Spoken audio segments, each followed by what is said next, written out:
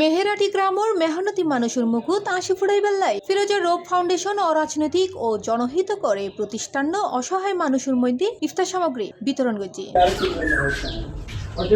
শিল্পপতি ও সমাজসেবক আলহাজ জামাল সাত্তার মিয়ার নিজস্ব অর্থায়নে পরিচালিত এই সেবাযোগ্য দলমত নির্বিশেষে শুধু মানুষের কল্যাণে হাজগরণী এই ফাউন্ডেশনের মূল লক্ষ্য।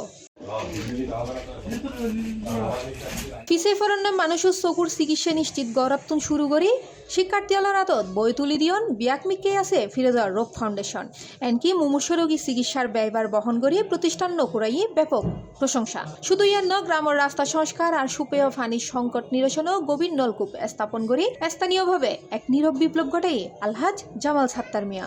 প্রতিষ্ঠান ফিরোজা ফাউন্ডেশন এই ফাউন্ডেশন গ্রামের শিক্ষা, স্বাস্থ্য, গ্রামের রাস্তাঘাট উন্নয়ন, গভীর নলকূপ স্থাপন এবং গৃহ নির্মাণ বিভিন্ন কার্যক্রমের অংশ হিসেবে পবিত্র মাহে রমজানের ফিরোজা ফাউন্ডেশনের ইফতার সামগ্রীর আজকে উপহার বিতরণ। অত্র ফাউন্ডেশনের চেয়ারম্যান আলহাজ জামাল সাত্তার মিয়ার একক প্রচেষ্টায় আজকে প্রায় 1300 মানুষকে আমরা ইফতার সামগ্রী বিতরণ করব। প্রত্যেক বছরের ধারাবাহিকতায় ফেব্রুয়ারি 17 তারিখ ফজরত এলাকার 1300 অসহায় ও নির্মবিত পরিবারের মধ্যে পৌঁছে দেওয়া হয় ইফতার সামগ্রী। এই ইফতার সামগ্রী দিচ্ছে তাই না, প্রতিটি ক্ষেত্রে মেয়ের বিবাহ, রাস্তাঘাট মেরামত, মাদ্রাসা, শিক্ষা প্রতিষ্ঠান সবকিছুতেই মিয়া ভাইয়ের অবদান অনস্বীকার্য। এটা অবশ্যই মেহেরাটি গ্রাম স্বীকার করতে হবে। প্রত্যেকটা বছর এভাবে দিয়ে আসতে পারে, যতদিন বাঁচিয়েছে ততদিন ওনার জন্য সবাই দোয়া করবেন।